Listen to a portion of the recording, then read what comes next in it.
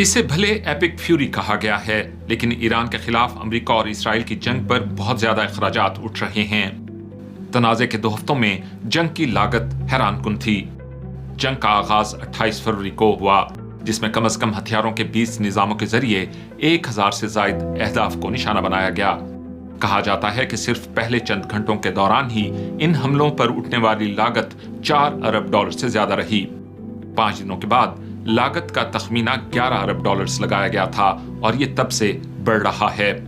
हर एक दिन जंगी अखराजात में इजाफे का तखमीना फिजाई कार्रवाइयों के लिए $30 मिलियन, बहरिया के लिए $15 मिलियन और जमीनी कार्रवाइयों के लिए $1.6 मिलियन है। मिसाइलों, बमों, तोपखाने और गोला बारूद समेत लागत का कुल तखमीना $890 मिलियन से $1 अरब रोजाना के दरमियान है। अगर अमेरिका ईरान में जमीनी फौज उतारने का फैसला करता है तो 2 माह के लिए $95 अरब की इजाफी लागत आएगी। अब तक जंग के इस बिल में हमलों के दौरान जाया होने वाले साजो सामान में सबसे ज्यादा कीमत वाली अशिया ये हैं: 3 F-15E स्ट्राइक ईगल्स जो एक दोस्ताना फायरिंग के वाक़े में तबाह हुए, कतर में एक अमरीकी बेस पर एक early warning radar system, 3 reaper निगरानी और हमला आवर ड्रोन्स, मनामा बहरीन में अमरीकी बेस पर 2 सैटेलाइट कम्युनिकेशन टर्मिनल्स, उर्दन और मुत्तहिदा अरब इमारात में अमरीकी अड्डों पर 3 रिडोम्स के साथ साथ इजाफी रेडार और दिफाई मिसाइल निज़ाम। कुछ तज्जियाकारों का कहना है कि मजमूई तौर पर अमरीका $2.5 अरब मालियत का साजो सामान खो चुका है।